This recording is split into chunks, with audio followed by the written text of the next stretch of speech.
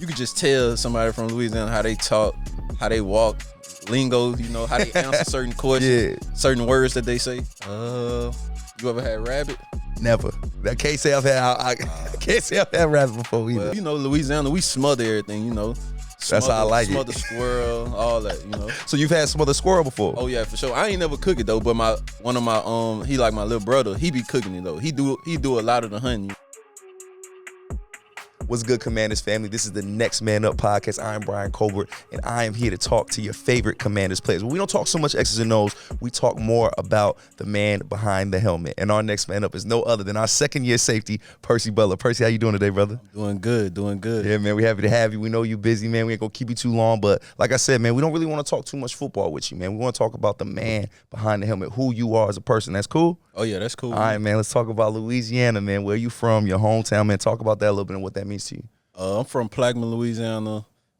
It's a small city. It's like probably 5,000 to 6,000 people, you know. And it's like growing up there, it just give you a different mindset. Brian Mitchell, it's crazy. Like we had the same like. At first I started off. At first I was a baseball player for real. Wow. And then I started like I'm gonna say I started like really like started liking football at like 11th grade when I seen Ty Harris. He went to LSU. I seen him. He went to like Under Armour All-American and all that. So I'm like, he could do it. I know I could do it. Yeah. So I started getting into the football, started checking out the camps. Went to Raging Cajun, UL Lafayette camp. Got my first offer after the camp. So I was like, yeah, football, what I'm going to do. Yeah. So I had completely stopped playing baseball. And Brian Mitchell, well, like I mentioned him, we went to the same high school, to the same college, and got drafted to the same NFL team. Yeah. So did you have any like conversations with Brian like leading up to, like in your childhood and your youth, like leading up to all this stuff, or did it kind of just all work out like that? Not really. Yeah. But last Thanksgiving I ate at Brian Mitchell house though. Wow. So it's like when I think I checked in one time with him while I was at UL. And then when I got here, it's like we communicate a lot. That's dope. And I spent a lot of time with Brian Mitchell as well, man. He's a really good dude. We work together on the game day show. And these Louisiana brothers, man, they stick together and they're tight. It's like I'll walk around with him sometimes and like a random person will be like, hey, you from Louisiana, ain't you? And he'll be like, yup. He'll be like, I am too. Like, I don't know. Like, y'all can see that y'all from Louisiana, man. How cool is that, having that bond with like your hometown? Oh, most definitely. It's cool. You know, like you could just tell somebody from Louisiana how they talk, how they walk, lingo, you know, how they answer certain questions, certain words that they say. Yeah. You know? And that's cool because it's like we all over the world. Yeah. Like, we might be from the boot, but we all over. Now, I've never met a brother from Louisiana that couldn't cook. So can you cook? Can you throw down a little bit? Yeah, most definitely I be cooking. Yeah, but you know, Louisiana, we smother everything, you know. That's how I like it. Smother squirrel, all that, you know. So you've had smothered squirrel before? Oh yeah, for sure. I ain't never cook it though, but one of my he like my little brother. He be cooking it though. He do a lot of the hunting, you know. If you had to explain what squirrel tastes like, is it like chicken? Like, what is that? What's the consistency of squirrel? You ever had rabbit? Never. I can't say I've had. I can't say I've had rabbit before either. Well, I'll say it's similar to chicken. Yeah. So, all right, what's the wildest thing you ever ate? The wildest. Like when you tell people and they're like, "Wow, you ate that?" Like, because y'all really will cook anything and like it be good. For certain people, I see certain people would think like probably an alligator or a coon. Raccoon, for sure. Raccoon. That ain't dangerous eating a raccoon, man, with like this, like the stuff they be eating and like the diseases and stuff. But I'm saying like, well, the raccoons that we hunt and eat all in the wild, so they ain't getting into the dumpsters and like all the stuff that people see on movies so it's and different. Stuff. Yeah, we don't have all the dumpsters and all that trash like that. If a coon on that, you don't want to eat that. Yeah, you know right. But these coons on straight, you know, wild food, you know. Wow. And so you be hunting? I be hunting a little. I mostly do the fishing, you know. Yeah, sure. That's so crazy because all you guys are very much into like being outdoorsy and all that. So let's get back to football a little bit. You said when you got that first offer, you were like, okay, I'm done with baseball. I'm about to play football. Was that when you really realized like, yo, I could be something special in football? For sure. That's when I started taking it like 100% serious, you know. Because at first I was finna stop doing sports in general because I had my dog. And I couldn't really get no bread give him no dog food. And if you know me, you know all my animals look top notch. And all my animals, you know, swole and shit. Yeah. So it's like I couldn't feed my dog, so I was finna go get a job at the Tractor Supply. Wow. And then my daddy was like, nah, just get these grades. I'm gonna make sure you can get some dog food. Wow. And he blessed me right there. Wow, man. And how big have your parents been in this process, in this journey of your life? You're still a very young man, man. You've made it very far at a young age. How have your parents been a part of that? For sure, they've been big, always supporting me, always telling me like if I'm doing something, put 100% into it. And I feel like my dad and my mom, I feel like they're a big reason that I made it to where I'm at. Because if I ain't had them, I feel like growing up in Plaquemine, like if you ain't really got no support system and you ain't got nobody behind you, it's easy to get lost. Yeah. If you know what I mean. Yeah. And when you say get lost, man, elaborate on that a little bit. When you say get lost. It got a lot of stuff going on, like, and it's like, I ain't gonna hide it, like I wasn't the poorest, but I grew up around a lot of poverty, so like in the bottom, so it's like, boom, all this going on right in front of my eyes, you know what I'm saying? And when you young, you get interested in stuff like that, and like my pops, he was into it at first, you know what I'm saying? But when he had me, he changed around and he got on his feet. So, just seeing him going to work every day, really coming home, providing, every day. Like my pops used to work 7 days a week, take 1 day off out the month. Word. Getting it in, like real life. And then like I seen him do that, so I'm like, yeah, that's how you be a man. So gotta be a man. So your pops set that example for you and all that, man. What is watching your pops go through these different things? We say he was into some other stuff, changed a little bit for you being around. Like, what was it like seeing your pops go through that kind of growth as a man? Like, how has that affected you as a man? I'm gonna say it affected me because like he used to be like, if I'm doing something and he find out, because you know how it is when you're young, you sneaky, It's a lot of stuff my people, don't know that I did, Yeah. So it's like with him, if he find out something, he ain't gonna come to me like my mom and my grandma and be like, don't worry about it, just don't do that. He gonna straight up tell you, that was stupid. Yeah. You don't need to be doing that. Yeah. And I feel like having him right there, just keeping it so 100 with me, like through everything, I feel like that just helped me just grow on a whole nother level. Man, I love hearing that about dads. I don't feel like dads get enough credit, man. So I love when y'all pull up here and y'all talk about y'all dads. And a lot of brothers that have been from like smaller areas, like what you describe, say that like their neighborhoods didn't even let them get into nothing. Like they said that their community itself kept them out of trouble. Did you see that as well? Like when people started realizing like, oh, you're going to be special with football, did they start kind of making sure you stayed away from all the mess? Oh, yeah, for sure. For sure. Yeah. Like, my bigger cousin, Ty, he always made sure, like, he'll tell me, like, boom, like, that's something I always, take pride in, like, not having no yes mans around me, you know?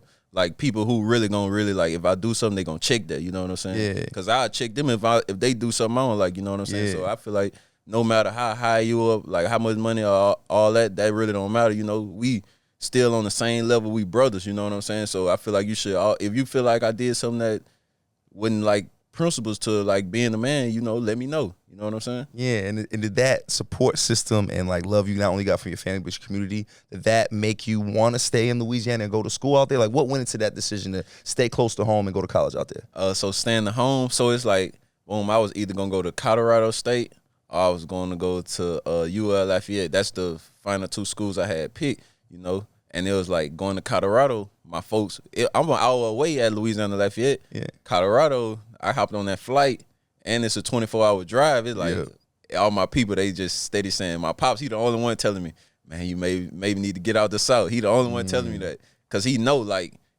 it wasn't good for me to be home, but, like, just talking to him, and it's like he would always tell me, like, right from wrong and stuff like that, and he made me, like, I feel like just having him right there kept me in Louisiana, When you went to college and you get out there, these things that your dad was a little worried about you being too close to home to, did those kind of problems arise, and how did you ignore that and stay focused on the main goal? I feel like those problems, they did come because I was going home a lot. It's an hour away, Right. I was going home a lot my first year. Then it's like he kept telling me, you don't need to be coming home so much. You don't need to be coming home so much. So it's like, man, I started telling my boys, y'all pull up on me because he ain't got none of that going on out here.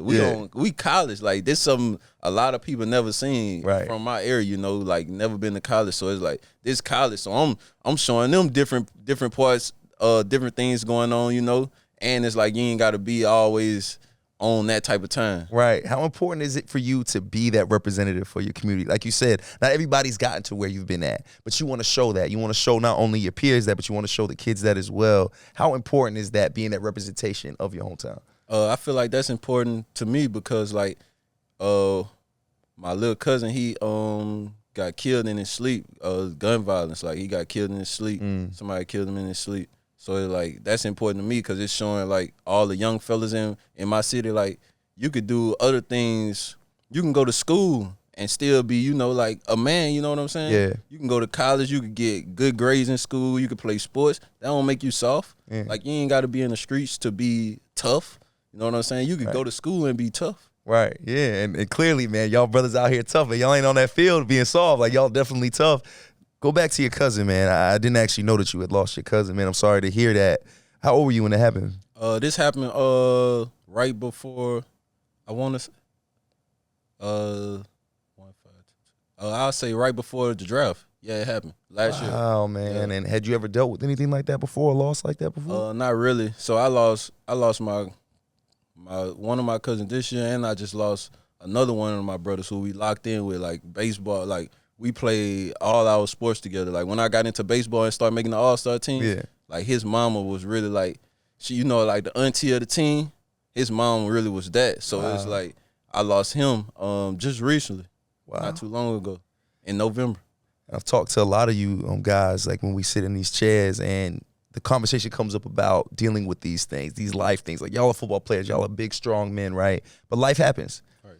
How have you dealt with these things, like with those deaths, with those losses, man? Have you had time to like emotionally and mentally deal with those things? How do you overcome, like you said, right before the draft, man, you got big things coming, you training, you doing the combine. How do you stay focused when all these other things are going on? I feel like for me, I feel like I stay focused because it give me like a little extra, you know, grit, you know, just to, because every time I think about them, it just, boom, you don't want to hit that extra rep. You don't want to run that extra sprint. It just make you do it for them, you know what I'm saying? Yeah, man. Was it hard to deal with, bro? Like, was it mentally and like emotionally a hard thing to deal with them passing? For sure it's hard. You know, like when I go home, it's like I'm always, we a group, so we always around each other, cooking or doing something, you know, hanging out, you know, just cooling. So it's like, when they go down and they die, you know, like that's missing pieces to the puzzle. So it's like you've been looked at somebody and you know, like y'all have an inside joke or something, like on something, and you'll look and you'll be like, oh, he ain't even in his chair or something. Oh, he ain't even here no more. So it's like it hit. I feel like it hit me a lot harder when I'm at home, you know, because it's like I really be missing them because it's like it's just crazy. Yeah, man, I'm sure it is, man. And like, especially with all the things you have going on, because we talk about the negative things, but like you said, you had a lot of positive things going on as well. And a lot of times when that's happening and maybe your peers aren't going through those same things and they back home and going through struggles, sometimes we'll have something called like some survivor's remorse. You know what that is, survivor's remorse? I ain't never heard where basically it's just like you feel guilt for your success. You feel guilt for making it out of the places you made it out missing of. time. Yeah. Do you ever have those feelings, man, where you know that survivor's remorse? All the time. Yeah, man. All the time, because it's like, boom, I could have, boom, like I ain't even get to talk to them before they passed away, and it's like a lot of stuff I wanted to talk to them about. Like my little cousin who died right before the draft, he into horses. So he really got me into riding the horses. Wow. For real. So cause I ain't really ride the horses until like he got into the horses, and then he got me into the horses. And it's like we had a whole plan of how we was gonna just make a little farm, get some horses, and he was gonna be raising them, That's cool, helping man. me out. Yeah. Now it's like, boom, that's off there. I gotta wait to do that when I have time to do it. But I'm always gonna do it for him, you know? Wow, man. And I mean, there's people watching and listening that probably have gone through those same things or that will be going through those same things, man. How do you cope with that, man? How have you found ways to continue about your day and not let these bad things get the best of you? So with me, like it's always like no matter what in the world, like it's always gonna keep spinning. So, you know, I got a daughter, I got a family to feed. So it's like I gotta stay the course and, you know, stay with her, you know, grinding. Yeah, man. You mentioned your daughter, man. So let's go back to that draft, because draft night, you had a very interesting 72 hours. You get drafted, and then right after that, you have your first baby girl, man. Talk about being a girl dad, man, and what that was like. We're going to talk about the draft next, but I feel like the most important thing is your daughter. What was it like, man, having your baby girl during such an amazing time for you? It was a crazy time for me because it's like I watched the whole thing like when she came out, and it was just like nothing can replace like the joy that the feeling that you get from being, you know, like a dad. Like, boom, I'll be here, I'll be hurting, you know, going through practice. You know, I love it, but sometimes it's like, yeah, you won't stop. Sometimes you go home, your daughter, she running up on you, smiling, jumping in your arms. Yeah, it's just different. Yeah, man, and I see you light up, man. The minute I mentioned your daughter, man, that's really, really cool. And she just turned 1 back in May, right? Mm-hmm. What has that been like raising a little girl, man? I mean, we guys, right? Like you know, a lot of times we think about maybe having a son, but we don't really think about what it'd be like to have a daughter. What has it been like for a young man like yourself raising a young lady? I'm gonna say for me, it been, I love it. You know, it been crazy. You know, because it's like you see them like start off, it's like a seed sprouting. Yeah. You know? And then she just started like talking and stuff. So like she'll come up in there and like if I ain't paying no attention and I'm just doing something, just watching TV or something, she'll slap something off the table. And then she'll be like, sorry. And you just fold, huh? You just fold. Yeah. See, I'll be mad. I'll look at her. Then I'm like, all right, it's okay, baby. It's okay. That is so cool, man. And what an adjustment, right? Not only becoming a dad, but again, you're an NFL player. You get drafted, man. Let's take us back to draft night. Yeah, you're in year 2 now, but let's talk about draft night a little bit. Get that call from Washington, man. What goes through your head? What was you feeling, man? Tell us about that. So the day before, my agent, he had got me this spot like on the riverfront. So it's like I'm in the house and we chopping it up. He's like, all right, I think somebody might take you in the 3rd. Boom, that don't happen. The next day I just wake up mad. And I was just, and he like, he pull up on me. He like, man, you ain't got nothing to be mad for. Right. Blessed. Yeah. I just been talking to a lot of people. You finna go early today. So I'm like, man, I don't even want to be at this house no more. Right. So I like, you can get I'm giving the keys and stuff. So I start driving back to Plaquemine. So on my way home, I pull up straight to my mom's spot. Phone start ringing. We just got to the house. I done went on the back porch. And everybody like, what Percy? Yeah. I'm getting the call. Wow. So you were by yourself, essentially. Yeah, I was like, they was in the house because we had just pulled up. They was in the house. I had walked on the back patio, closed the door, taking the call because I'm like, man, I don't know this number. So I'm really kind of confused, still mad. But when they start talking to me, I'm like, oh yeah, it's up right here. Yeah, man. What's that first thought that comes to your mind when you hang up that phone? What's the first thing you do? What's the first thought? First thing I did, I just ran up on my mom, gave her a big hug. Wow. For sure. Yeah, what'd your mom say to you, man? Oh, she was just smiling, just screaming. Yeah. Oh, yeah. Then the dog, we got the little poodle. My mom got a little poodle. He just barking away. He don't know what everybody's screaming for. He just barking. And then you were able to embrace all your family and all that, man. Is that a moment right there where you're like, okay, I've made it? Or is it like, all right, now the job starts. Like now the real work begins. No, it was a start for me. Yeah. That's all I'm thinking. Like it's just a start. Yeah. Did you have any idea that you would be ending up out here, that they would draft you? Did you have any clue? Coach Nate, we had did a Zoom call. Oh, okay. Probably a week before the draft. So it's like he was asking me all these questions and I'm answering. Boom, boom. So it's like I ain't really like this. Washington's, they show interest, but they ain't show interest like some other. Like I thought I was gonna go to 3 other teams. They were showing a lot more interest in Washington, you know. So it really surprised me when I got the call and I realized what team it was. Yeah. So I was really surprised. It's crazy because everybody that sat in this chair said the same thing, that they had no idea that Washington was gonna draft them. So that's so interesting to me because you always assume that you guys have like some type of inkling in like I'm gonna get this call. So you have your rookie year. And you impressed, man. You turned heads, man. The coaching staff liked you. People like you. What was that like for you, though, man? What was it like you getting through that first year and, like, trying to go through these growing pains of being a rookie? The first year, I ain't gonna lie, the first rookie year really was the longest year of my life. Wow. Yeah, the longest year because it's like because we had a late bowl game. Yeah. So it's like soon right after the bowl game, I had probably a week off. And y'all won it, too. Oh, yeah. Yeah. Oh, yeah. Oh, yeah. Y'all won it, too. Went straight to training. Yeah. And then I had the funeral I went to. Then it was like, boom, combine. Then it's draft. Then you right back here for rookie mini camp. Right to work. OTAs come up. So it was really long. And it was really like a good learning experience, you know. I had some good vets around me, K Full and them. They always helping out Cam, Bobby. Yeah. They was really helping me a lot. Defo. Yeah. Yeah, they was really helping me a lot. So I feel like it was a good learning experience, you know, and understanding like it was able for me to understand like how the league is. And last year, during your rookie season, man, you had a cool moment. I don't know if you remember this, or you probably do because it was like kind of viral. You playing the Packers. Yeah. And it's the end of the game, and I don't know how this happens. Maybe you could explain to us how this happens. But you found a fan, and you got a cheese head from the fan, a Packers cheese head. Anybody that knows Green Bay knows what cheese is. Talk to us about that, how that happened, and what made you want to do that. What's crazy about that situation? I still got the cheese head in my house right do now. You? Oh yeah, I got it. I should ask you to bring it. Yeah, when I get a crib, I'm gonna put it in the little case. Nice. Oh yeah. So like how that went is right after the last snap when the clock hit 0, I just ran to the stands. Took off the gloves, gave it to a fan like, oh, I want the cheese head. Yeah. Oh, yeah. Did you always have your eyes? Like, what made you want the cheese head? Did you just see it during the game and like, those just fly? I seen a couple of them. I forgot what else it was. It had one thing that I really wanted, but I think when they seen that the fan, when they realized they was finna lose the game for the Packers, they hurry up and got on out of there. And then I looked in the section where I forgot what it was that I really wanted.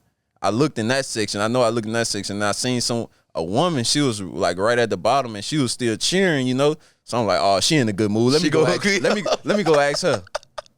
And she hooked you up, and you gave her a glove? Oh yeah, I gave her the gloves. That's so cool, man. Well, clearly you had a good rookie year, man, and your second year has been very exciting, man. A lot has happened for you in this second year. You know, we've had some injuries go down. We've lost some really key pieces, but that's opened up the way for you to really come out and ball, man. How has this second year been different? How has the game changed for you in your second year? I'm gonna say this second year, the game slowed down a little, but it's like, you know, you still learning, you know, it's still year 2. I'm making a couple mistakes, but it's just like I'm learning and I'm just not trying to make the same mistakes. It's like, and then like some plays I've always been making the good play this year instead of making the great play. I just got to work on my hands and get the ball, you know. Yeah, man, when you making plays, I mean, man, you forced a fumble last game. Like, you know what I mean? You're doing some good things, and it seems like the coaching staff really enjoys who you are as a person, man. And we've enjoyed talking to you on Next Man Up and learning who you are more as a person. And before we let you go, man, I think it's very, very interesting. You're so young, but we were talking before we got on, and you're into real estate. Oh, yeah. Into real estate. You're not into that. You're also into dogs as well, man. You breed dogs as well. So you're into these business ventures. And it worked out. So when you got your first house, that your realtors were black women. Right. And we talked about that. Now you have a young black woman. You have a young black girl that you're raising. How important was that to start business with your own people? It's very important, you know, because it's like every race, they always work together, you know? Yes. So it's like our race, it's like we always bumping heads, right, exactly. And we never want to see the other person do better than that. And like crabs in a barrel type thing. Right. Like why we all can't eat, you know what I'm saying? And you know, like I like all us to come together. Like I'm big on family, you know, like when you want to mind, you my family, you know. So it's like I really want like all us to come together, you know, and just grow, you know. That's so cool, man. It's cool to hear a young man talk like this, man, and have that wherewithal about him. What's next for you, man? Like, clearly you're into business, man. You're into investments, man. What kind of stuff are you looking at doing, man, in your young career? To me, I feel like it just coming out next year, you know, and balling, you know, like no questions. Like, that's all I'm focused on right now. I'm really focused on the ball right now. We love that. Being where my feet is, because this what God got me here. He blessed me, like out of everybody at my high school, he blessed me to make it, you know what I'm saying? Sir.